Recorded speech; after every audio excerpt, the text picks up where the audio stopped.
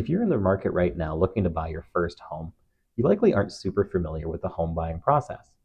In this video, I'm going to give you a quick nutshell overview of what the home buying process looks like so you can be prepared for the journey ahead of you.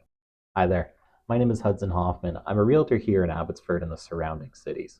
As always, if you have any questions about real estate in the Fraser Valley in general, feel free to give me a call. All of my contact information is in the description below, or if you'd prefer, you can book a time directly into my calendar using the link in my description.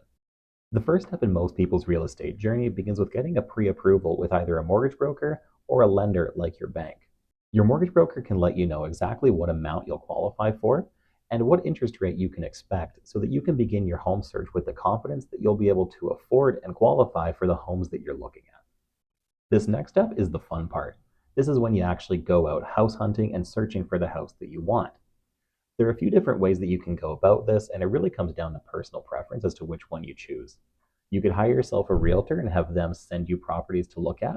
You can go to open houses, which are often hosted on the weekend, or you can search around on the public websites.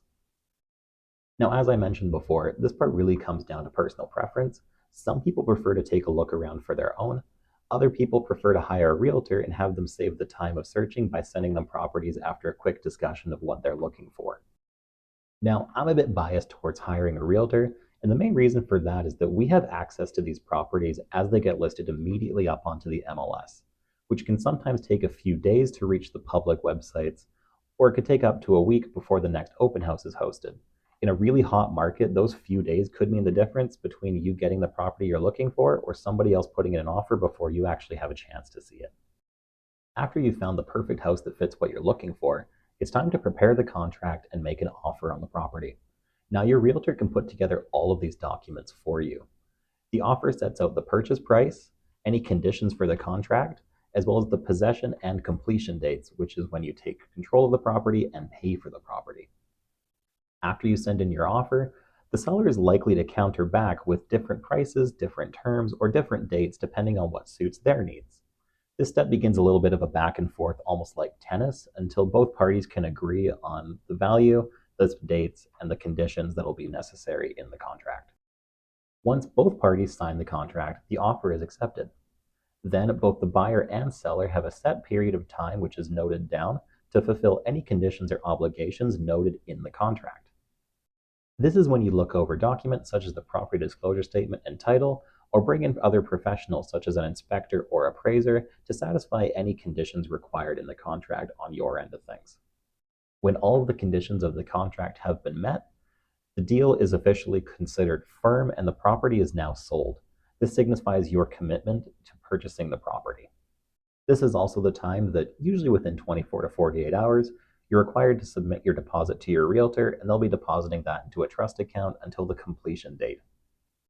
Next, you'll need to retain either a notary public or a lawyer to handle the specific legal aspects of the transaction that the other professionals simply can't do.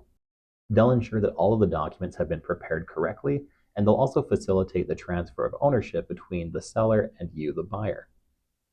On the closing date that's specified in the contract, you'll officially complete your purchase. This involves transferring funds from the buyer to the seller and officially signifies your legal ownership of the property. The next and final important date is the possession date. This is the day that you physically take possession of the property and can finally move into your new home. And that's it. That's the home buying process in a nutshell. As you probably noticed, there are many professionals working in the background to ensure everything involved in this transaction moves together seamlessly and smoothly. Honestly, that's why it's so important to very carefully pick the professionals you work with, as one small misstep can quickly cause a domino effect that turns into a huge headache. One of the benefits of working with a realtor is that we have lists of vetted professionals that we've worked with in the past to help you make the decision between choosing who you work with significantly easier. Thank you all so much for watching, and if you have any additional questions about the home buying process, because this was a much more simplified version of things, please feel free to reach out. All my contact information is in the description below. Thanks again for watching, and I'll see you guys in the next video. Bye-bye.